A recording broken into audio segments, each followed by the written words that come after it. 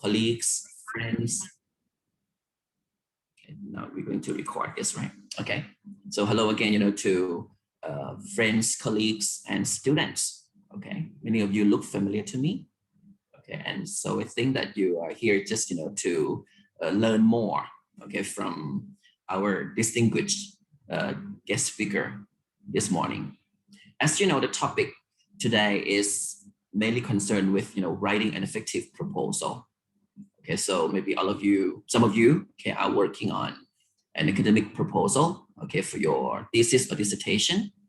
Okay, so you get some information, from our guest speaker this morning, okay, so that you can develop a proposal, okay, more effectively. Or if you might want to seek some kind of financial assistance, okay, writing a proposal, particularly a persuasive one, right, is also very important. Okay, but maybe the information that the guest speaker is going to give you today is kind of more general. Okay, so that is applicable to most of us, in the audience this morning. So our guest speaker, okay, Dr. Nattama, okay, has been our good friend, okay, for many years. Okay, and as you know, she's from Chulalongkorn University, okay, the Faculty of Arts, Chulalongkorn University, as you can see, from her background. All right. So, and she is a specialist in applied linguistics. Okay. So, and she has done a lot of research. Okay, and she has produced many different pieces of academic research. Okay, for publication. So I think the talk that she's going to deliver today will be very insightful and useful for all of you. Okay, so I hope that you make this morning a fruitful morning, okay, academically, right?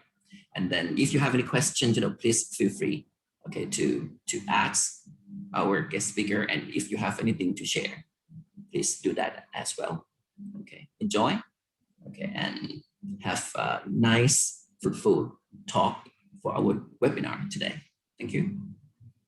Thank you so much. Thank you, our director of the Language Institute right now. Then, right. As you say, we have our guest speaker, right, of today is our Dr. Nattama Pongpairoj, right? So, and I think she is ready for her speech, her talk today. So I'll like pass my microphone to our speaker today, right? Associate Professor Dr. Nattama Pongpairoj, please welcome the speaker. Okay, so good morning, everyone, and thank you very much, Dr. Monton and Dr. Supong, the director of LITU, for your kind introduction and a warm welcome. And thank you all the participants this morning, whether you are in Thailand or in other countries. Okay, so let me share the screen.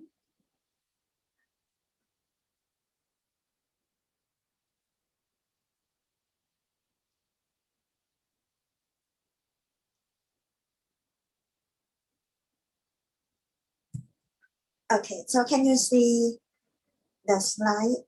Yes. Okay, good. So as Dr. Monton and Dr. Supong mentioned, the title of the talk today is How to Write a Successful Research Proposal. I'm sure many of you have written some research proposals before. For others, you might not have done this. But let's get to the idea that we are going to share some experience, some thoughts, and some tips. Okay. So the outline of my talk today will be composed of 4 parts. I'm going to start with the significance of research, with the questions, what is the significance of research and why? Okay. Then the main theme today is components of research proposal, what again and how. And then the third part will be on the wording. Begin with the end in mind. What is it? It's a new trend today for research. Okay. And then I'm gonna wrap up the talk today. And after that, we're gonna share or discuss some ideas. Okay, so let me start with the first part, the significance of research. So let me ask you a question. Whenever you see or hear the word research, what's the first thing that comes to your mind? Well, I'm sure many of you do research because it's some kind of obligation concerning your studies or your work, right? But for some of you, I'm sure you want to do it, can I say, with leisure or out of your passion or intention. So can some people tell me the first feeling, the first thought when you see or hear these words? Well, I'm sure there will be, yes, I'm sure there will be both, yeah, to find out the answer system. Yes, I could see that, yes. And I'm sure there are some kind of mixed feelings between positive and negative feelings, okay? So let me start with negative feelings. See whether you agree with these feelings or these terms. When you do research, it's like something endless, especially a PhD thesis, right? Seems like it's a very long journey for some of you or most of us, right? And it's something unpredictable, right? Because I think all through the journey, we'll come up with something that we didn't expect before, right? But I think it's some kind of challenging, okay? Time consuming, of course. And actually not only that, I think it's energy, physical and especially mental energy consuming. You need to consult some experts for sure, right? You need to do validity for your tasks. Some of you may want to do quantitative research, so you have to deal with statistics, which might be tormenting for some of you, right? Something painful, right? Boring sometimes, or most of the time. You need to have consistency. You need to have some discipline for your work, right? Enduring, you need lots of stamina, right? And sometimes there must be days when you feel discouraged, right? Or maybe you have some other negative feelings or thoughts other than this. However, at the same time, there must be some positive feelings, right? When you come up with discussions based on some theoretical frameworks or concepts, you could convince the reader, people, of your findings and your discussions, your rationales, right? Then you feel happy, right, that your work is convincing, right? Also, you could give some implications, right? Whether it's linguistic implications, pedagogical implications, or other kinds of implications that should be insightful for people, right, in the academic world, right? You could be proud that, yeah, you could contribute by giving or sharing new knowledge out of your research, right? And once your work has been published, I think out of your negative feelings I did before, I think the publication could delete most of those negative things that you experienced before, right? And you would feel some kind of a sense of accomplishment, achievement, right? You'll be proud, right? And I think that could lead you to start to do new research, right? And you will feel encouraged. Right? Okay, so overall, there are both positive and negative feelings when you do research, but it's up to the individual whether you have more positive or more negative feelings. However, what I would like to say is, I'm sure everyone will face both kinds of aspects, right, or feelings. But I think it's something that it's common in the research world. Okay, so I'm gonna go through briefly. I think everyone knows quite well what is research, and there are so many definitions given. But let me just give these two definitions, right? It's an investigation of a particular topic through a document search and or an empirical study. Yes, for sure. Actually, we will do empirical study, right? But at the same time, we have to do document search before. I'm gonna go through these two kinds of studies later, right? And just now, one of you mentioned the word system. Yes, when you do research, it's a systematic exploration of an issue so ask yourself whether you have done this before. Of course, you have to review relevant literature, right? You have to review literature on related theories and concepts, right? On previous studies concerning your research, right? You also have to review literature on the phenomenon of the structure you are investigating, right? And of course, you have to formulate some hypotheses, right? Then you have to design a means or the methodology to test your hypothesis, right? And then that will connect to how you're gonna collect your data, who will be your participants, right? After you've got some data, you have to do analysis and interpretations of your data, right? Then you give implications of the research, right? And conclusion. We're gonna go through this part by part later, and also recommending future research, right? So these are common sections that are included in research. Okay, so I would like all of us to ask ourselves now whether, okay, some of you might be conducting a piece or some research right now.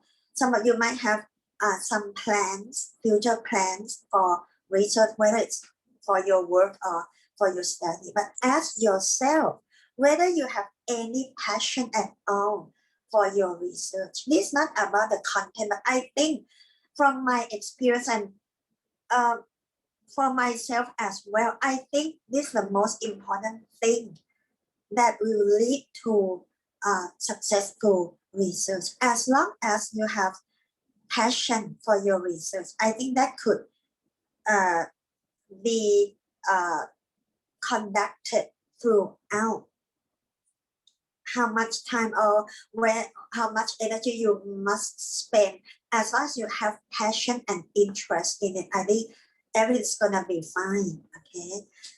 And similarly, what is the motivation of your research project? In other words, ask yourself whether you are doing your research happily or not. Okay? And then the next question, how do you get a research topic from the literature, from reading the literature, or through some kind of connection with some peers, or from your interest in some aspects relating to your field, okay? And then what are you trying to find out in your research project? And is it feasible? Okay, but I think the most important thing is you always have to check yourself whether you are doing your research happily or not. I'm sure some of you might ask, well, how can we do research happily? But I think as long as you feel that I have talked with some of my colleagues, and some of them said, think that your research is like a good friend of yours, and you have to meet your friend, this friend, every day, something like that. Okay, so again, let me emphasize that passion is the most important thing when you have decided to do research. Okay, so let's get to the gist today. So whether you are planning to write a research proposal for your thesis, or whether you are applying for some research funds or grants, you have to keep in mind the section included in a research proposal. Okay, so let's go to the second section today, components of our research. What are they, and how should each component be executed? So these are common components in a research proposal. Okay, of course you must have a title. Okay, rational background, of course, objectives and goals, research questions, hypothesis, literature review, methodology. Now, the next two parts might be something new for some of you. Users and stakeholders, output, outcome, impact. We're going to talk about these two sections later, okay? Your time frame, budget, references. And the layout, the formats and length could vary depending on the form of each funding agency or each program in university. Okay, so but these are common sections except user, stakeholders, and output, outcome, impact. But these are very important in the research world nowadays. So this is another question. So what are the only components missing from a research proposal? Of course, you don't have results and findings yet. You don't have discussions, analysis of the data yet, but you could mention expected results in your work. Okay, so let's go through each component in a research proposal. Okay. So let's start with the title. From my experience, formulating my own research titles and reading some of my students' titles, and also when judging some researchers' proposals when they submit to some funding agencies, you know, if you have a very attractive title that could impress the committee, I think that you could win. I mean, you could win more than 50%, I could say, because it could make your committee want to read more of your work. So I've seen some titles that are very attractive. So they're so attractive that the committee are impressed, and they say, "Oh, this work should be granted." But of course, they have to read more of the proposal. So check whether your title, research title, is significant for contribution, okay? And it's something original and innovative. It's not similar to other research works, right?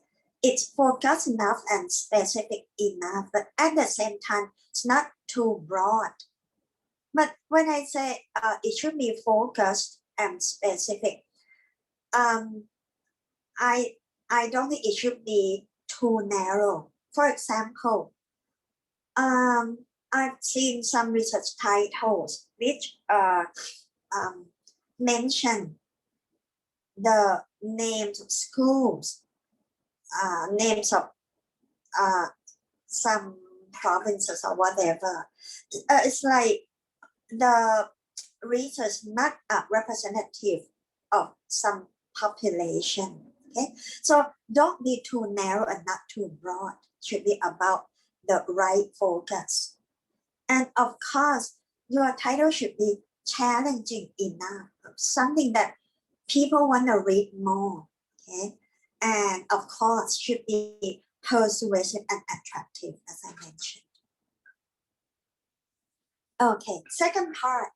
I think the rationale, the background, and the introduction. I think, well, this part is not too long, right? But I think it's one of the most difficult component to write. And usually I would recommend my students or when I talk to my peers that although this is the first component, it should be written maybe as a last part. Okay, because this section will include everything in your research proposal. I mean, when people have read your rationale, they would understand, they would see the overall picture of your work. So everything has to be included in this section. So you tell the reader what you want to research, right? Of course. You give details about the background to the research context. But one problem that I found in some research proposals is that some people give too many details. Of course, you can give details in your thesis, in your research work later, right? But in this section, you don't have to review what some previous studies are about. But I mean, when people read this section, they should know, they should be aware that the researcher knows well about the scope of their work, right? So in this section, of course, you will show your awareness of the relevant literature or existing body of knowledge by presenting related concepts and theories and previous research within the area. But some people always ask me, but how are they going to present concepts and theories and previous research in this short section? Of course, you should mention related literature, related theories.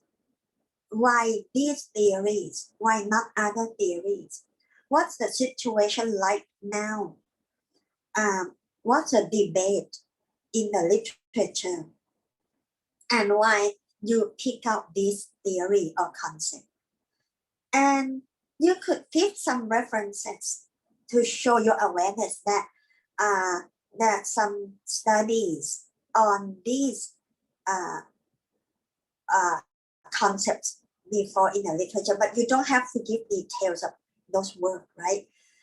You should start with the general idea and which lead to specific concepts relating to your work.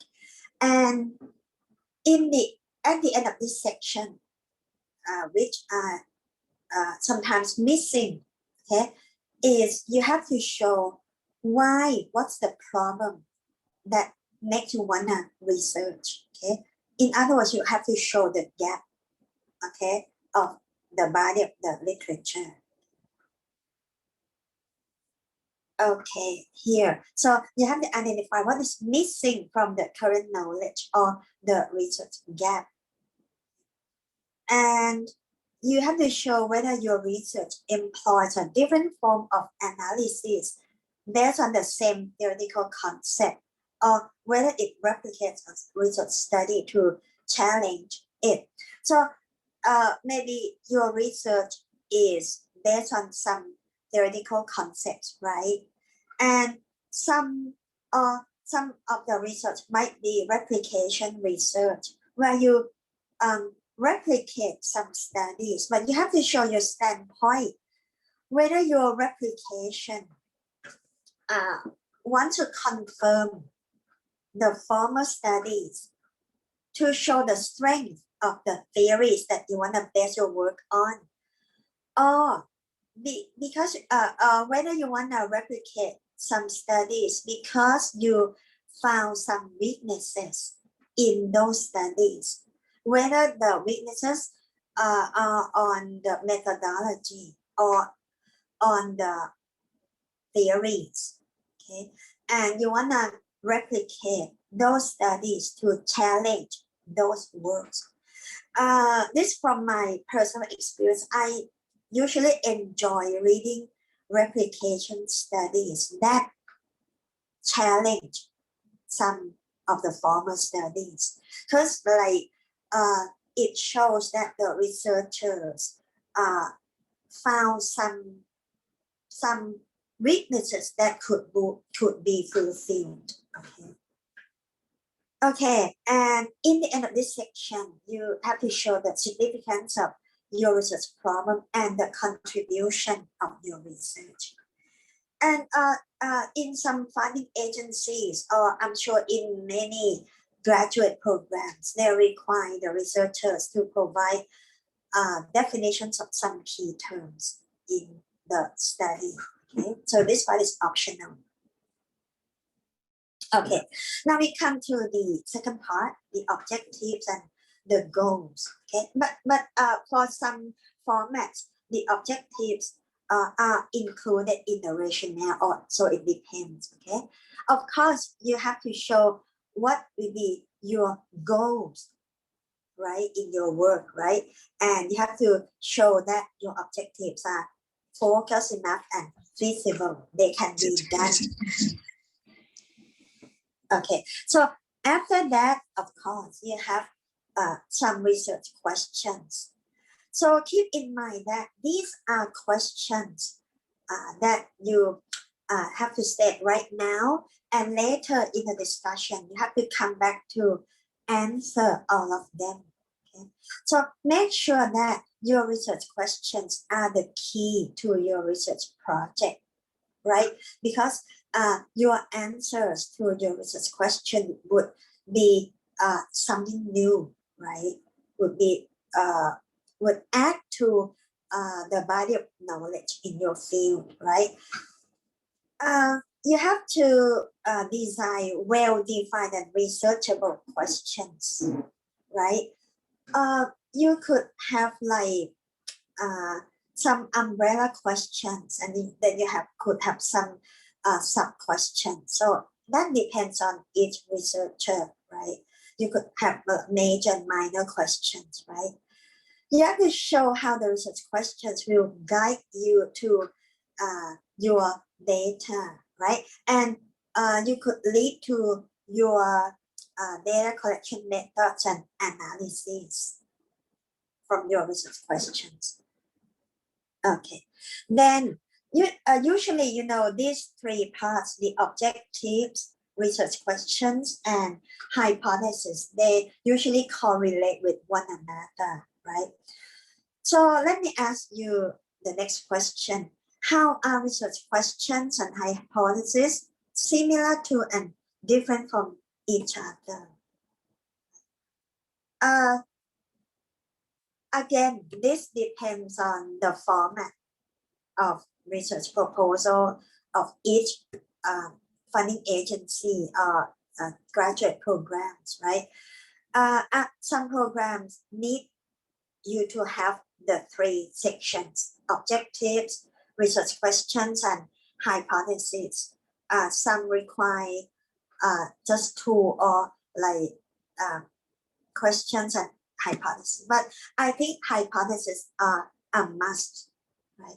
So of course, research questions, you want to find answers. But when you formulate hypotheses, I've seen hypotheses where researchers use modal verbs like this may or might happen, this could happen, something like that.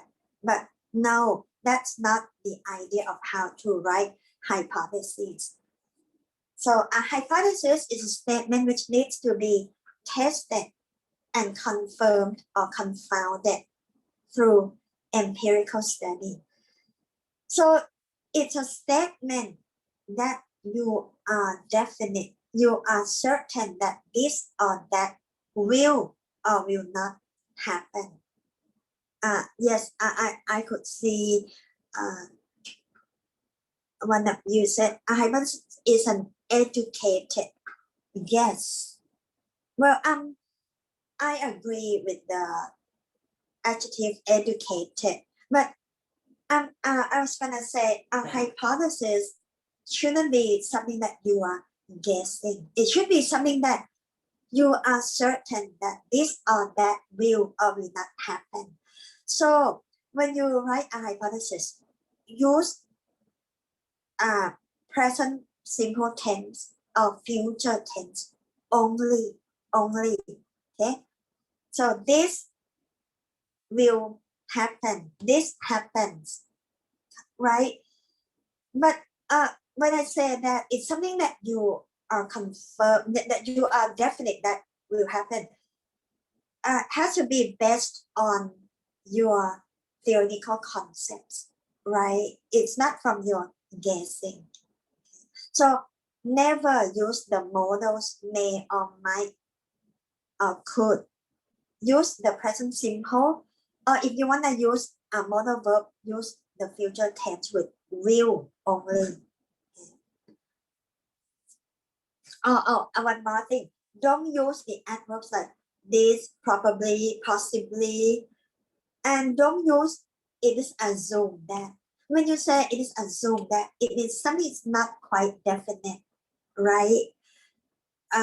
So make sure that everything is happening from your hypothesis. Okay. But when I say something confirmed or confounded, I'm gonna come back to this part later.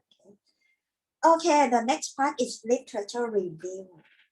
I'm sure, I don't know, but I have talked to some colleagues, and most of us have some kind of common feelings that this is one of the part that is the most tormenting for us.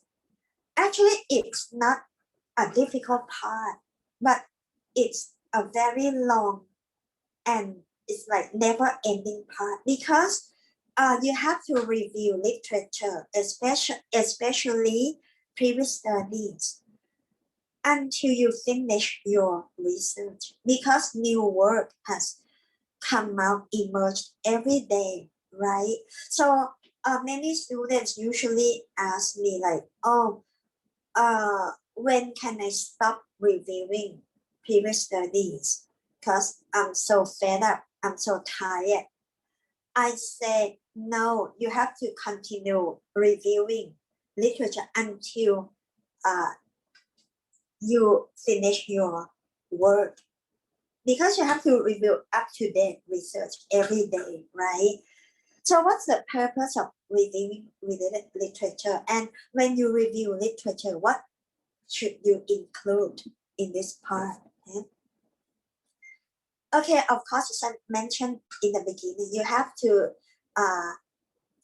review theoretical frameworks related to your studies, right? So the more you review, the more familiar with the framework in your work, right? It also helps a researcher broaden the view and perspective of the research topic, and at the same time, narrow down the topic, right? So it could broaden your worldview and narrow down your topic at the same time, right? And as I mentioned, some of you might obtain your research topic from your reviewing literature, right? So it could help generate and select a research topic or problem, right? So usually I will ask my supervisees to do the first thing for their thesis to review literature on previous studies, so that they will be aware of what's going on in their field, and I will ask them to try to find a gap. Okay. And yes, it could help you arrive at a focused and researchable research question, which has not been asked before. Also, yes, it could help you address a research issue, and so a research study will be conducted. In other words, it could help you find a research gap.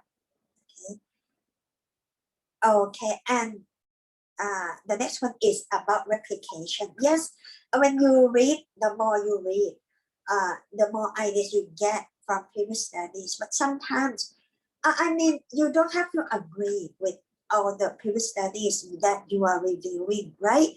As I mentioned, you might disagree with some aspects in their work, and you might think that, oh, if you wanna challenge those studies to offer something new.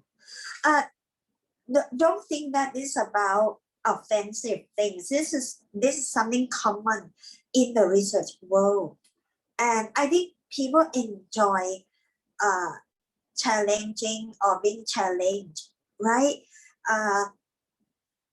This will add up to our new knowledge in our field, right?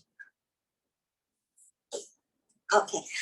So because this is a quite long section in research, you have to try to organize it well. What is a good literature review? Yes, of course, it shows the researcher's clear and understanding and awareness of the literature in their field, right? It's comprehensive and synthetic. So what is it? So after people have read your section on literature review, they will know whether you are well aware of the work, the theories in your field. So it has to be comprehensive. It should give a good and overall picture in your area, and it's synthetic. It's not analytic chunk by chunk, right?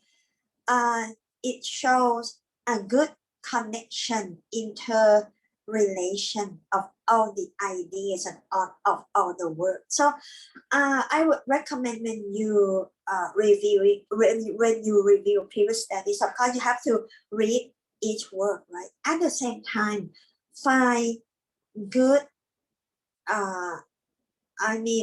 secondary research articles where the researcher combines studies. In those studies, in those articles, you will get good samples of how to do synthetic review and how to give overall comprehensive picture in your area. Okay. And as I mentioned, in your literature review section, you have to show your good background of related theories.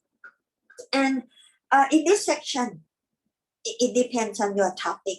You don't have to review only the theories that you want to base your work on. Because sometimes there are some debates. There are some theories that are in questions, right? So you have to review all of them. But in the end, and then you tell the reader what's the situation like, what's the debate, right? And some people might support theory A and not theory B. You have to review all. But in the end, you have to show your standpoint why you support theory B and not A, right? And of course, you have to show your research gap. One common problem that I found as an experience of a committee in some funding agencies is like, usually we found a very good literature review of so many pieces of research works. we know that the researchers have reviewed lot, and they have read a lot, but like they have, for example, they have reviewed like 20 studies, and that's it. I mean, in the end, you have to show the committee or the reader why you review those studies, right? I think that's the most important thing. So in the last paragraph of the review of previous study, try to show why, what is lacking in the body of knowledge. In other words, what is a research gap? Okay. Okay. I talked about this before. You have to compare and contrast some community theories and concepts, and you have to show weaknesses at the same time or strength of the theories in case you want to replicate some studies. And of course, you have to show your standpoint, right? Okay, the next section is the methodology. Okay, so this part will link to your research questions and hypotheses. What kind of methodology that you want to draw on your data and why, right?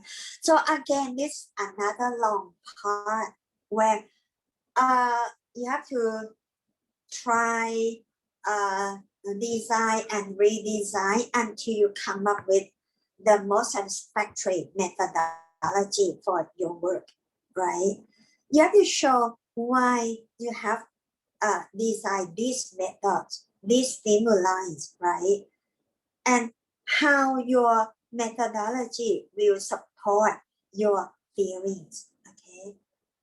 And of course, when you do methodology, it will be connected with your population.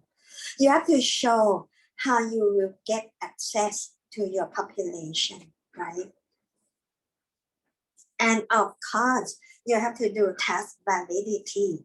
You might do IOC or normally. We're not gonna go into details of this, but it's not that you design your methodology and that's it, right? You have to find some experts in your field, and after you've got validity from your task, you could move on with data collection with confidence, right? That your task has been confirmed, has been verified by experts, okay? And of course, you have to have approved from IRB, right? Ethical approval for your work, right? I'm sure many journals want to show evidence of ethical approval for your research. Okay, now for data collection. So again, this up to your topics. Whether you have to think whether you want to do cross-sectional or longitudinal studies, but I'm sure longitudinal studies would not be practical for thesis or for some studies that deal with timeline, right? I'm sure most of us do cross-sectional studies with groups of population, and you could collect data within a short period of time. Actually, both kinds of studies have pros and cons, right? But I don't think we have enough time to go through details, but you could decide, okay, which kind of study you want to go with your research, right? Ask yourself whether you do primary or secondary research. But again, most of us will do primary research, right? But sometimes you could do secondary research. I mean, you could review research from other studies. Secondary articles are useful, as I mentioned, in terms of you could give overall picture out of your area for people in your field, okay? You could do that, but for thesis and also for research grant, they need primary research, okay? And again, ask yourself whether you want to collect data on production data or perception or both, or a combination of both. These are examples of production and perception tasks. Whether you want to do surveys, interviews, close tests, essays, you want to draw data from corpus for perception, GJT, AJT, acceptability judgment test, eye tracking. So this depends on particular topics. For acceptability judgment test, some people say these concern production, but I would say, personally, I would say it's a mixture of production and perception. Of course, we want to check on people whether they accept sentences that you have designed, right? So it's like you want to check their production. At the same time, you want to go with their perception as well. So this is still debatable. But okay, so but one question that I usually get from some researchers is, how many tasks should be included? My answer would be, again, there's no fixed criterion, right, of how many. It depends on your design. But I would say, personally, I would say more than one. Why? Because you want to go for triangulation, right? If you have at least 2 tasks, the data that you get from both paths could confirm each other. So you could do triangulation, right?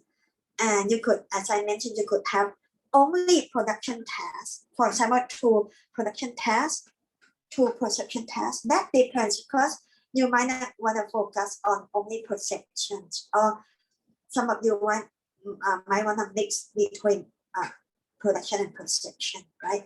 So my answer would be more than one should be better.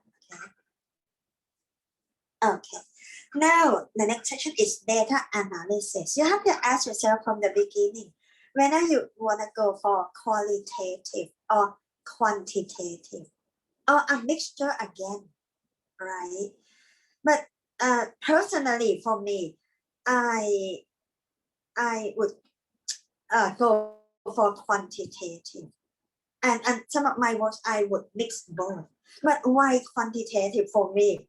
Okay, because I think statistical data are hard to be challenged, because they deal with something scientific. Again, if you want to go for quantitative data, ask yourself the next question, whether you want to do descriptive or inferential statistics. Now, statistics might be a headache for some or many of you, and for me as well in the past. So I would like to say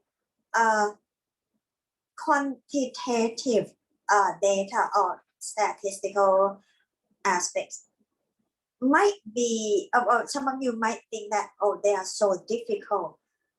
And I had that kind of feeling before. But if you read more, or if you attend some workshop, or if you read some books, some guidelines on doing quantitative research, I don't think it's too difficult for all of us. So I would like to give encouraging words by saying these are some of the aspects that could be learned, okay, easily. And especially with nowadays, we have programs, SPSS or program. I think that could be accessible for all of us. But, and I would say you don't have to go through the analysis by yourself, but what you have to do is, it should be something that you understand, right? I need this kind of inferential statistics. I need to do t-test. Why? You have to understand the logical behind each kind of statistics approach, right?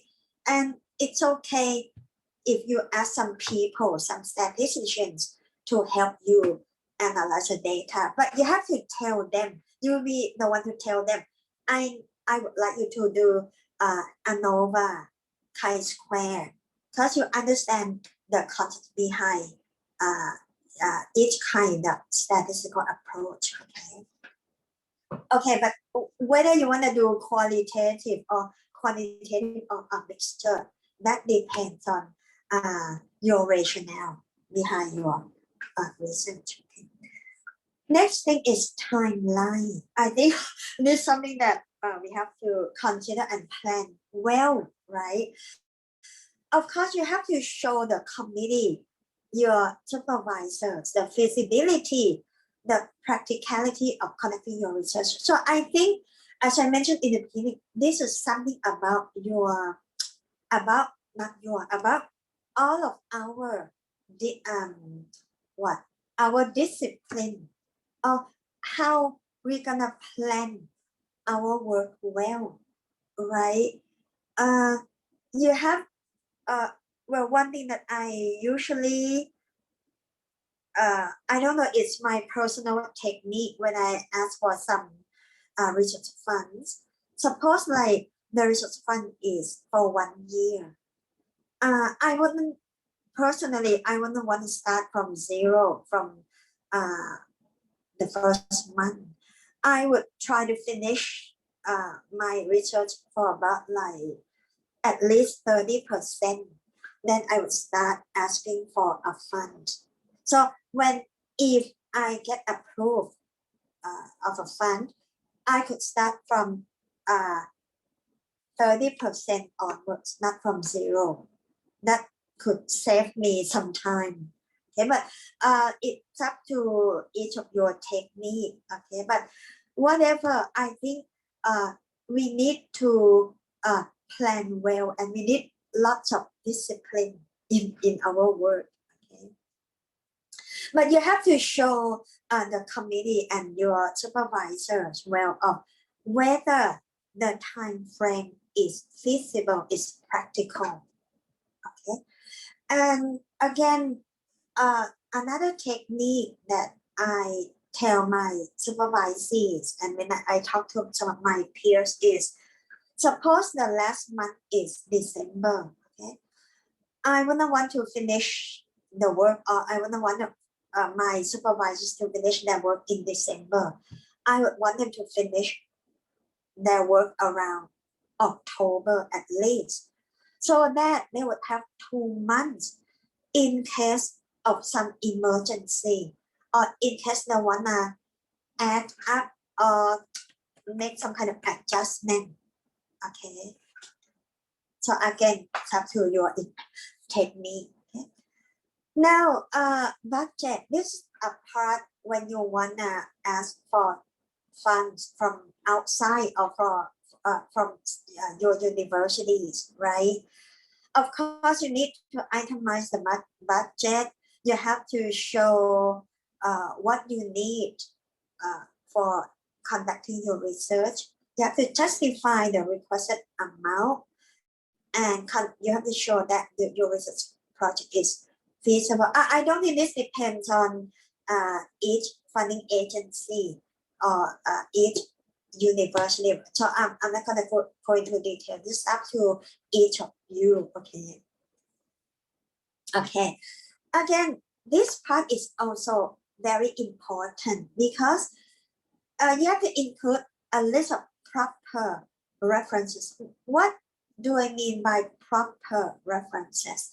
The committee need to look at this list to show that you are well aware of the works in your field and whether the references are up to date. You know, some journals, they require up to date works, like not back to the last 3 years, has to be included, not less than 50%, something like that. So you have to show that you are well aware of new works in your field. It's not that well, you know, some researchers, they review lots of previous studies, but pitifully, their works are not up to date enough. Okay, now this is the third part of my talk today. What do I mean by begin with the end in mind? Okay, from my experience working with some outside funding agencies and with the Ministry of Research and Innovations, what they focus a lot nowadays is, and I think this is included in lots of research proposal forms nowadays. They will have one specific part on this. They want researchers to specify what will be the output, the outcome, and the impact of their research. So it means that they want the researchers to think of the end product first and put those pieces of information in the form from the beginning. So I know that in the past, mostly when researchers did research, they would specify later when they finish the data discussion, whatever, that the contributions, the significance of the research is this or that. But I don't think it's the case anymore. The committee would like to see very much that the researchers know well what will be the output, the outcome, and the impact. Now, what's the difference between these three? The output is not difficult. The output is like, after I finish this project, I will have at least 2 published articles in Scopus Q1 or Q2, okay? And I will present in 2 international conferences. These are outputs. These are something concrete, not difficult, okay?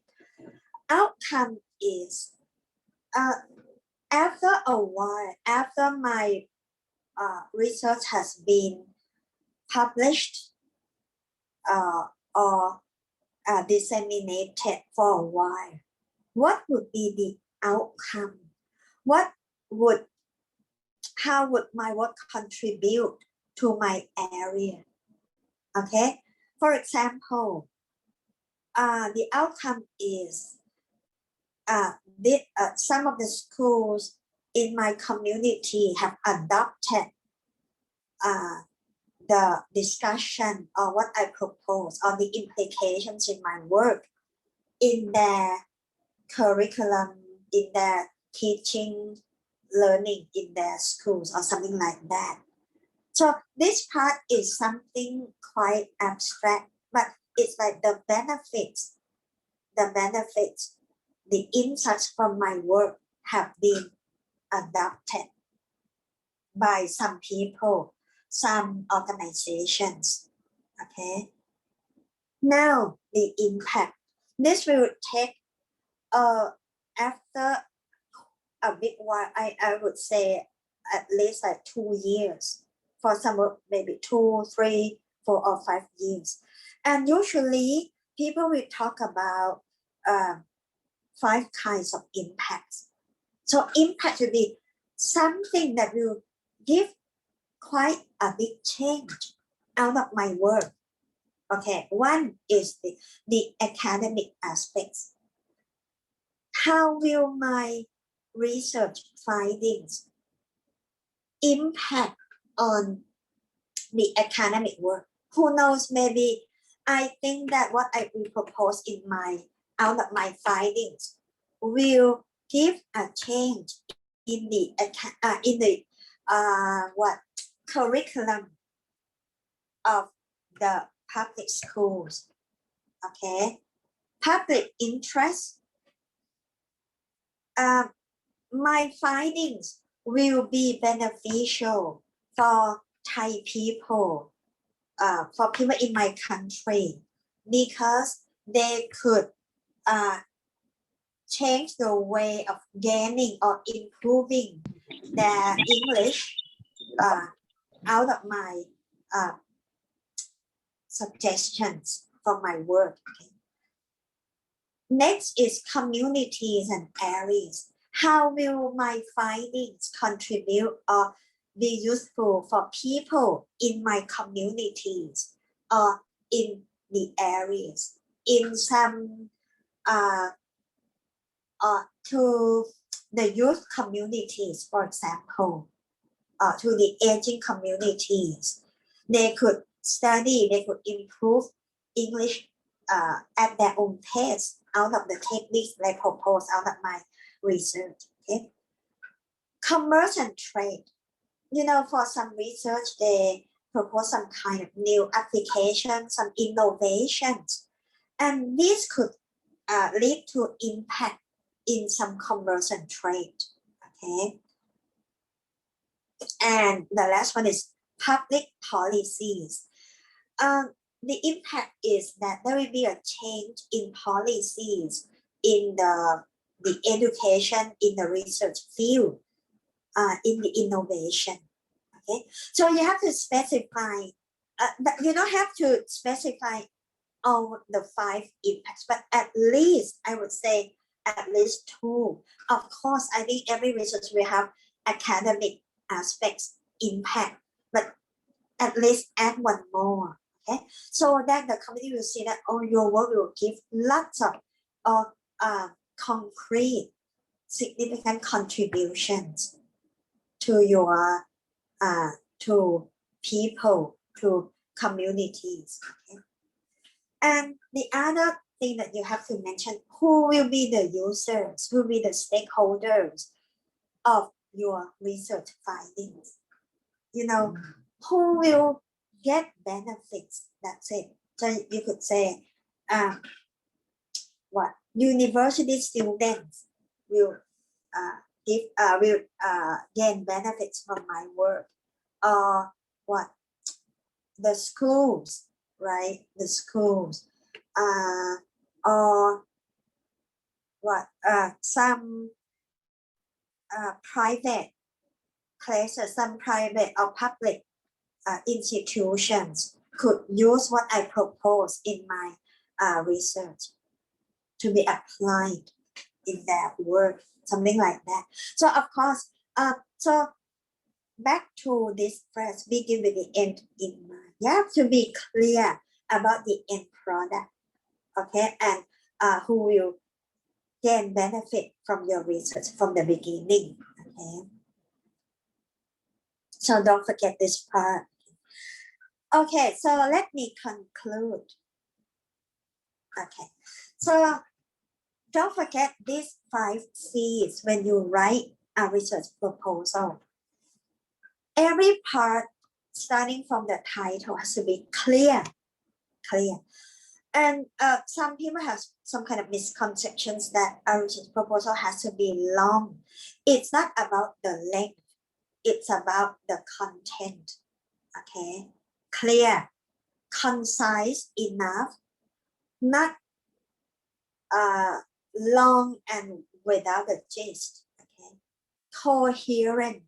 All the parts that we have discussed from the beginning, the title, the rationale, literature review, objectives, hypothesis, which is questions, the methodology, they have to be coherent, connected, right? And the last 2 C's are, they have to be compelling and convincing. Actually, I would like to add 1 more, is challenging. That is, you have to win the heart of the committee and your supervisors. Okay. And now this is the part from my experience when I read some research proposals to get some funds. What to bear in mind? Make the best impression to your committee. Okay, you have to try to impress them. Okay? You have to convince them that your research issue, your stuff is worth exploring and pursuing, and they would want very much to read what's the findings in your research. Okay, because your committee will be the ones who will read the progress of your work. It's not that they read your proposals and that's it. They will come up and read your research progress and read your product in the end. So they will follow each step of your work. Okay, you have to persuade the committee that your project is worthy of the financial support. This in case of asking for research funds. Okay, you have to show that your work is original. Of course, yours is not the same as others. You have to show a clear formulation of your work. You have to show that your wisdom is intellectually worthwhile. It's worth doing it. It's worth executing your work based on some theoretical concepts. Okay, you have to show that it's feasible, researchable within the time frame, and with the research methodology. You have to show some implications and contribution of knowledge. You have to show them that you give new knowledge and contribution to your field. Okay? And as I mentioned, you have to show a clear and significant output, outcome, impact, and who will be your stakeholders. And this is the last part of my talk today, and I think it's very important. Let me give and share you some tips from my experience of some weaknesses in some research proposals that did not win some research grants. Okay, so these proposals usually lack focus, clarity, and conciseness. As I mentioned, some research proposals are so long, but they don't have a focus. They are not clear enough. The committee would ask the question, so what is the proposal about? What is the gist of the proposal? Okay. They lack convincing arguments. They lack some theoretical backgrounds. They lack the research questions based on some theories and some concepts. Okay, next is some lack related literature review. Okay, not enough. But I would like to add here that some of them lack up-to-date literature, as I mentioned. And also some of them review too much literature without saying why these studies have been reviewed. Okay. Next is the methodology is not practical enough. The company would have comments like, these methodologies are not, they cannot be done within the time frame. And also the population is not accessible.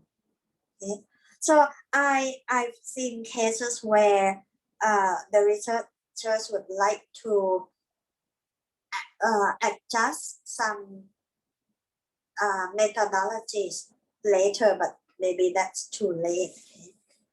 Next is, I think this is very important, a lack of readability. With respect to both the research itself, the content, and also the language, especially when the proposal, when the funding agencies require the proposal to be in English. And of course in Thai as well, a lack of quality in writing. Okay, so I suggest that the proposals be proofread, criticized by a mentor or an academic peer who would give you some insightful comments. Okay, and of course a qualified native speaker of English if you are required to write your proposal in English. Okay, so that's all that I would like to share. Maybe some of you would also like to share some of your experience in writing your research proposals as well. But before I end my talk, one more thing that I would like you to keep in mind is some of my peers and some of my students asked whether they could adjust their hypothesis later if the results did not confirm that hypothesis. My answer is never. That's not, I would say that's not ethical. If the hypotheses are adjusted later after the findings are not go along well with your hypothesis, I would say it's not wrong if the findings do not confirm your hypothesis. Rather, I would think those are challenging cases. So when some of my students, when the findings do not confirm some of their hypotheses, they would be in panic. But I would say, calm down. We could always have a way to explain and to discuss the data that do not go along with our hypothesis. And I would say, to me personally, that's a charm of a research study. When some of your findings do not confirm, I mean, when some of your findings confound your hypothesis. But I would say, never go back and change or adjust your hypothesis. That's considered unethical, okay, in the research world.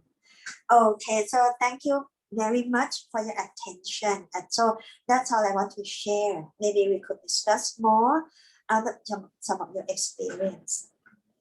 Right, thank you so much. All right, thank you so much. Our speaker, Dr. Nattama Pongpairoj, right? So right now we do have a Q&A session, right, for all of us. And so if any of us would love to ask any question, please do. Oh, maybe the speaker is not here. He's out somehow. Okay, there might be some like technical problem a bit then, but if you have any question, please address them right here, and then she might be back in a while. Then maybe she put the wrong button. So right, so okay, not here. Okay, so let's see. Here we go. Now our speaker is back with us. Okay, our speaker is back with us now. Sorry, I pressed the wrong button just now. Right, that happens. So don't worry about that. Right, if anyone would like to ask a question, I think that I have one question from the floor, right? She said, like, is it okay, like, to use old research that might be helpful to your research in the literature review part, isn't it? Sorry, can you repeat the question, Dr. Bunton? Okay, is it possible to use old research, for example, like 1970s, like you find helpful to your research in the literature review? Of course you can. When I say you have to include up-to-date references, it doesn't mean that you have to delete all research. All research is always useful, but you have to you have to show people that you are well aware of the whole cycle, of the whole body of the literature. So that leads me to think of another question. Some people say, oh, this theory is outdated. Oh, you shouldn't include this or that. But I wouldn't say, personally, any theory is always useful. It's not that when you have new theories, you have to get rid of old theories, right? Right, that's quite interesting issue, isn't it? Because most of the time we found like a lot of research today has like Discord or research or also Right, I agree. right. So that's not supposed to be. Mm. Okay. Is there anyone would love to ask more questions? Yes or no? No more. Okay. Anyone would love If to? I may? Yeah, sure. Please do. If I may, I'm not comfortable typing it down. I'm a school teacher, and I really wonder if the research topic should be, and actually, would it be easier to do the research if it is something really closely related to our work field? Would it be easier to grasp all the concept and all that in order to finish the Okay, thank you. That's a very good question. I would say, you know, I would recommend everyone to try to find a research field that you think you enjoy doing it. Okay, like let me share my experience. When I was a novice researcher, I really don't know what my field yet. So I did this or that. But the more research I did, the more I found that in some fields, okay, my field is SLS, secondary language acquisition. I usually find myself enjoy doing this with research. So try to find a field that you have fun, you have passion in it. So my answer would say yes. It's close to your work, and at the same time you enjoy it. I know some people might not agree with me with the phrase enjoy it, but okay, it's tormenting sometimes, but you have to try to find a space where you enjoy doing your research, and that could lead you to finish your work. Thank you. Thank you so much for that. Would there be any more? We have a couple of minutes to cover this Q&A. So any more questions to address or any concerns you've got for yourself? So yeah, okay. That's one question from Tsinghua, right? Okay, please. Hello, can you hear me? Yes, please. I have a question. My question is it better for me to write a research proposal that related to my master dissertation, because I might have some small change. The direction might be changed a little bit when I'm doing my doctoral research proposal. So this is my question. Okay, that's also a very good question. Yes, some of the researchers might be worried whether their research proposal would be the same or similar to their thesis, right? Yours in ethics. My answer would be yes, and that's good. But as long as you show that your research proposal is an extension of your thesis, and I would say that's very good because your thesis shows that you have interest in that area, right? So it's a good way to continue to expand your research, not beginning another area where you have to start from scratch or from zero, right? You have to go more and more in depth into your field. Okay, thank you. Thank you. Okay. Okay. Amin, right? Please to have another question, please. Hey, thank you. I'm sorry, moderator. I cannot turn off my video. And dear Achan Nattama, my name is Amin Dalimunte. That you. Oh, Amin, how are you? I'm very fine, Achan. It's very nice to see you. To you sharing your experience and expertise in writing a great proposal. Yeah. My question is, I'm sorry because I just joined this webinar and I might have missed a lot. If we look at literature, when we write, like for example, a research article, we know that อ๋อค่ะปัจจัย yeah, จะเอาขึ้น good ข้างบน expert provide a model to write a research article. But when we want to start writing a grand proposal, can we consider some literature that we can consider, yeah, to follow their model or their step to write? Yes. So you mean can we follow some literature when we write our research proposals? Yeah. Of course you could study lots of literature to be guidelines for you. Okay, and actually I would say there are two kinds of research proposals. As I mentioned, you could you could follow the guideline of some research proposals.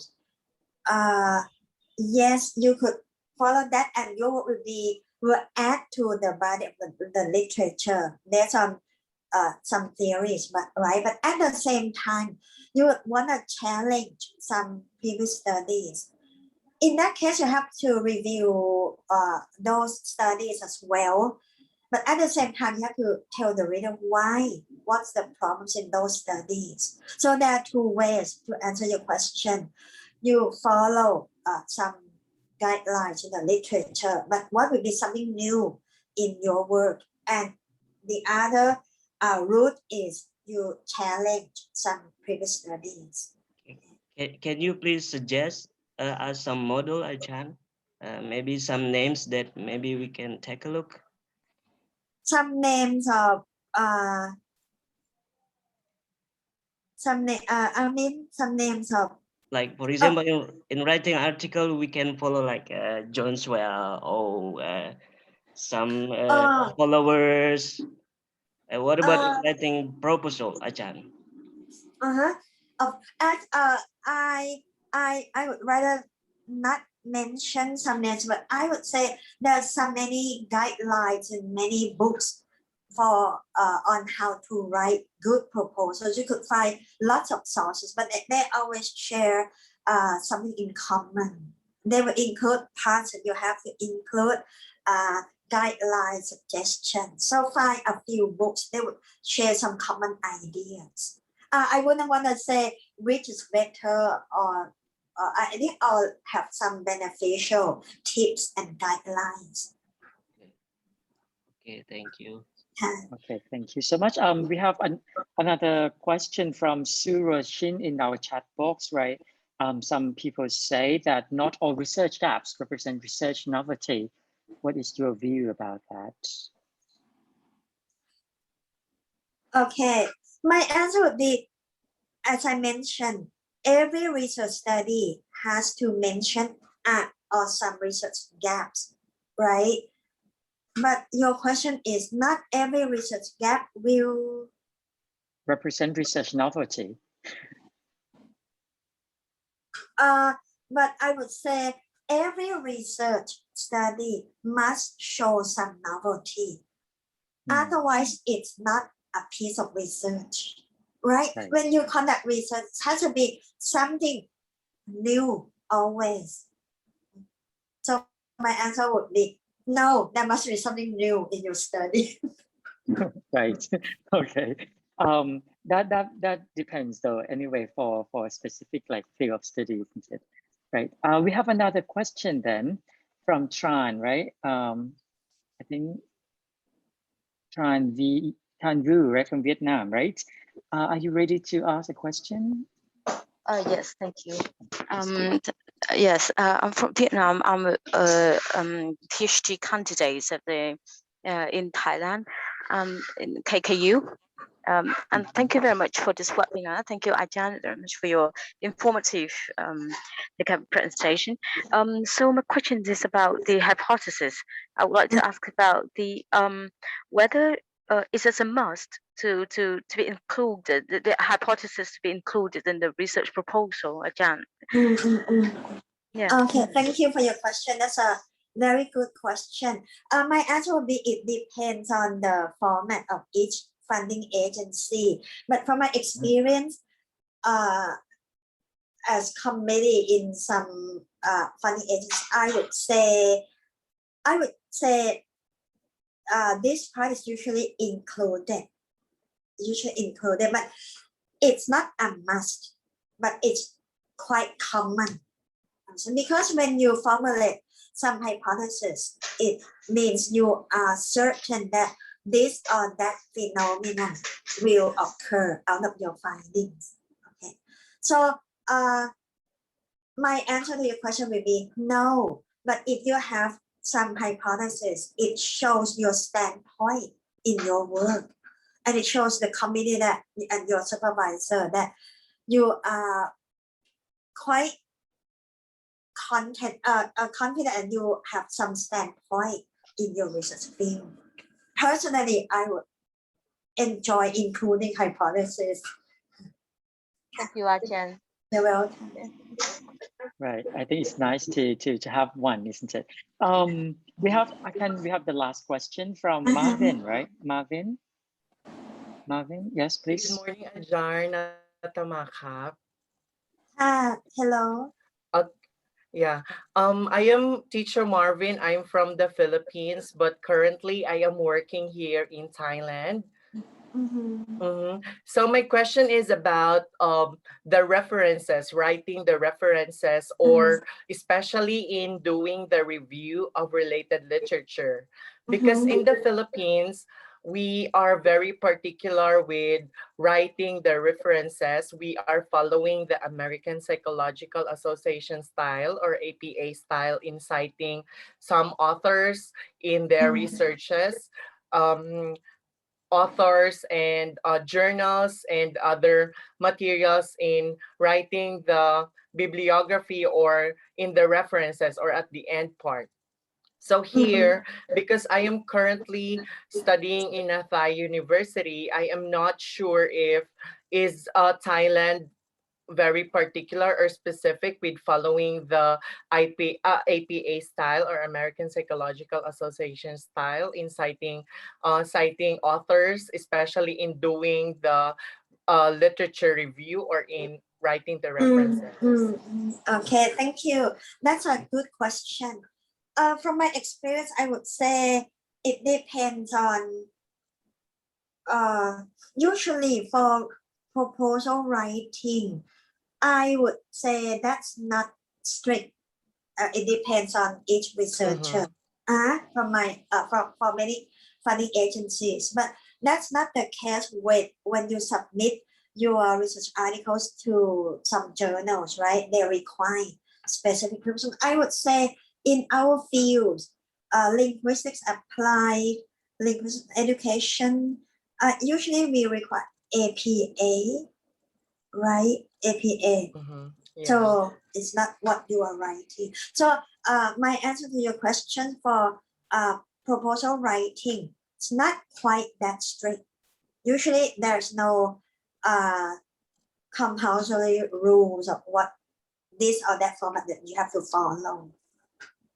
As long as you are coherent in your references. Okay, Ajahn, so much. Thank you. You're welcome.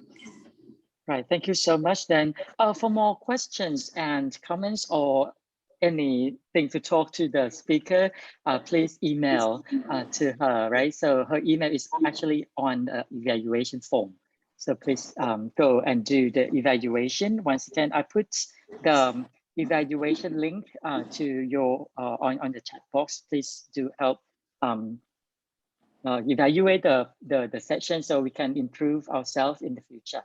Right, so and once again, then this is the last session of our LITU webinar. Then, right, so it's a tradition, right? It's a tradition to take photos, right? Take photo for all the audience and networking for everyone to be with us, right? So please, if you would love to, please show yourself, right? Show yourself on the micro on the camera. Right, thank you so much. We have familiar faces, like our colleagues, our friends, our students, and everywhere, right? Thank you. We have about 3 or 4 windows. So I need to take 3 shots or 4 shots, right? So 1, 2, and 3. Thank you. Okay. Okay, one more time. 1, 2, 3. Okay, 1, 2, 3. Okay, 1, 2, 3. All right. Okay, so thank you so much for everyone to join us then. And once again, we do have LITU webinar, right, every single month. And the next LITU webinar will be in July, right? July on Saturday, the 17th of July by Assistant Professor Dr. Konvipa Punpon. She will be talking about online language testing during this time. Okay, so that will be the next topic next month then. Okay, and this will be updated on our LITU Facebook. Okay, so once again, if you miss any opportunity, if you miss any talk or anything at all, the session will also be available on our LITU YouTube channel. Once again, LITU YouTube channel will have all the LITU webinars recorded right there.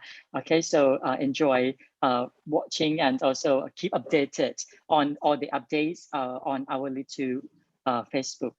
Okay, and once again today, we are very honored to have our speaker, Dr. Nattama Pongpairoj with us. And also thank you for all the participants who attentively enjoy and talk and discuss all the things together till we meet again then next month for the next talk. And okay, so may I thank you so much for to LITU for your kind invitation, and thanks everyone, thanks all the audience for your kind attention today. Right, thank you the speaker, thank you the audience, right? So bye everyone. Enjoy the rest of the weekend and see you next month. Right, so see you next month. Right, bye then ขอบคุณครับอาจารย์ ค่ะขอบคุณ นะครับ ขอบคุณค่ะ บ๊ายบายครับบ๊ายบายครับขอบคุณมากครับ thank you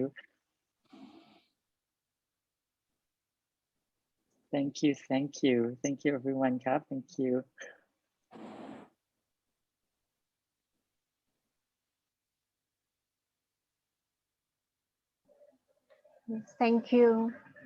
Thank you. Thank youครับ thank you I'm waiting